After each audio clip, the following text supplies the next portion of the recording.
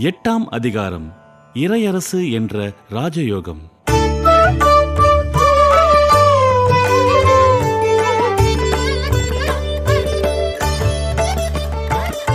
விண்ணுலகம் போலிந்த மண்ணுலகும் மாறட்டும், இவ்வுலகம் முழுமை பெறும் என்னாட்சி வந்ததினால் மானிடரே பாருங்கள், மனம் திரும்பி வாருங்கள், என் செய்தி கேளுங்கள்.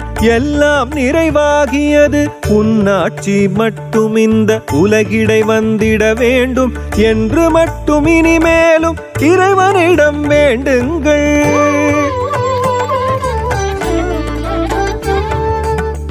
இறையரசின் தன்மை எப்படி இருக்கும், எவ்வாறு உலகில் அவனாட்சி வந்திடும் என்றே சீடரும் ஐயனை கேட்க ஆண்டவன் உரைத்தான்.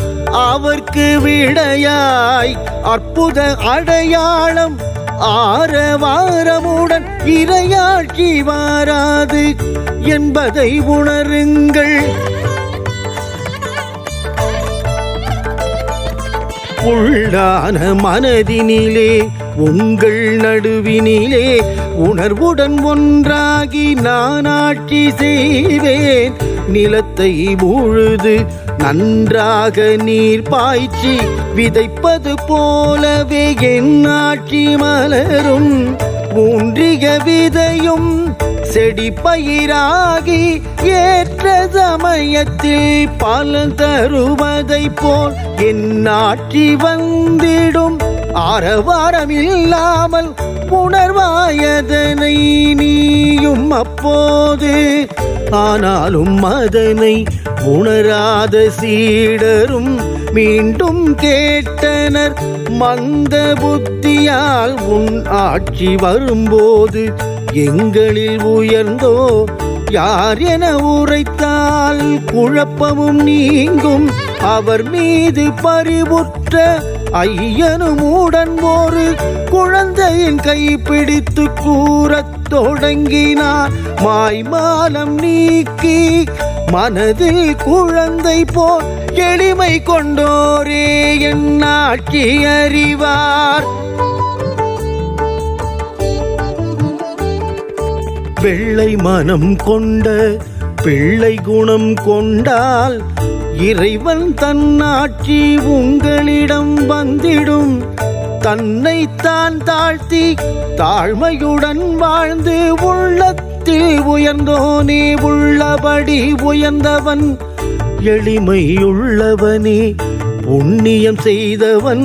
இறையரசு என்றும் அவனுக்கே சொந்தம். உணவு உடை எண்ணி உள்ளமும் கலங்காமல் இறைவனை நாட எல்லாம் அருள்வான்.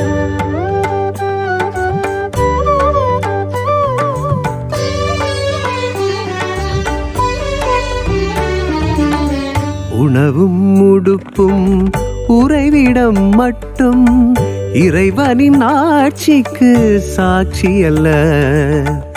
ஆனந்தம் அமைதி இறைவனின் நீதி அமைந்த இடமே அவனின் ஆட்சி. தீயவன் முரடன் பேராசைக்காரன்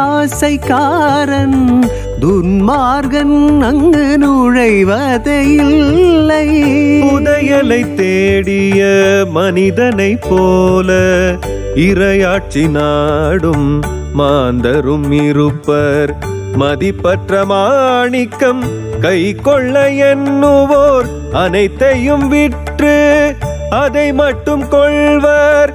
இறைவனின் ஆட்சியில் நுழைவது என்பது எத்தனை கடினம், இதை யார் உணர்ந்தார்? ஊசியின் காதில் பொட்டகம் நுழைந்தாலும் காசாசையுள்ளோர் காணார் என் ஆட்சி. பணிவு உள்ளவனே பாக்கியமுடையோன், அவனே பெறுவான். உலகை தன் பங்காய் அதிகாரம் செலுத்தி ஆண்டிட விழைவோர் தன்னிச்சை நிறைவேற ஆளுகை செய்வார்.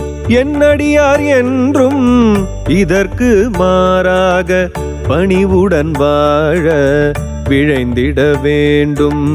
முதன்மையாயிருக்க விரும்பினால் என்றும் இறுதியாய் நின்று எல்லோர்க்கும் பணி செய். உங்களில் தாழ்மை உள்ளவன் எவனோ எல்லோர்க்கும் தலைவனாய் முன்னின்று செல்வான். அரசன் நான் என அனைவரும் உரைத்தாலும் இவ்வுலகாட்சி என் ஆட்சி அல்ல.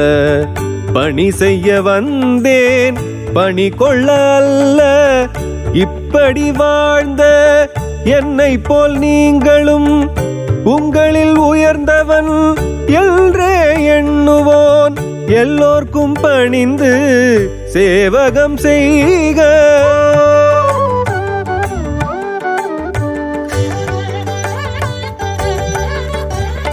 பாடுபட்டு பலியாகும் முன்பாக சீடரை அழைத்தான் விருந்தாக. பரிமாறும் முன்னே பணிவாக அவனும் அறை கட்டி எழுந்தான் முன்பாக. நீர் கொண்டு அவர்தம் கால் கழுவி துணி கொண்டு அதையும் தூய்மை செய்தான். துணி கொண்டு அதையும் தூய்மை செய்தான். ஈசனாய் குருவாய் இருந்த என் போல பாதம் கழுவி சேவை செய்க.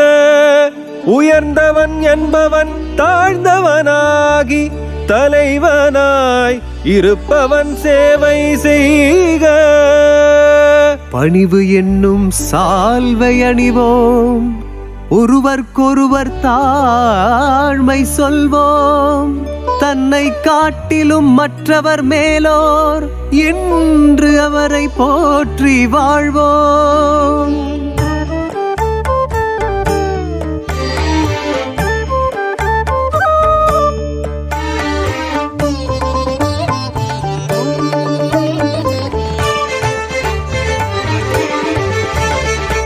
இறைவன் நாமத்தை வீணில் உரைத்தோர் என்றும் அடையார் பரமபதத்தை.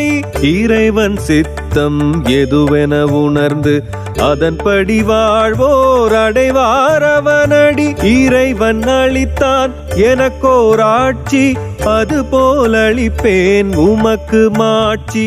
நீதியின் நிமித்தம் துன்பமே அடைந்தோர் அடைவர் நிச்சயம் இறைவனின் ஆட்சி. உங்கள் பகைவனை நேசித்து வாழ்த்துங்கள், துன்பம் தந்தோருக்கு வேண்டுதல் செய்யுங்கள். இன்னா செய்தாருக்கு நன்மை செய்யுங்கள், சாபம் தருவோர்க்கு நல்லாசி கூறுங்கள்.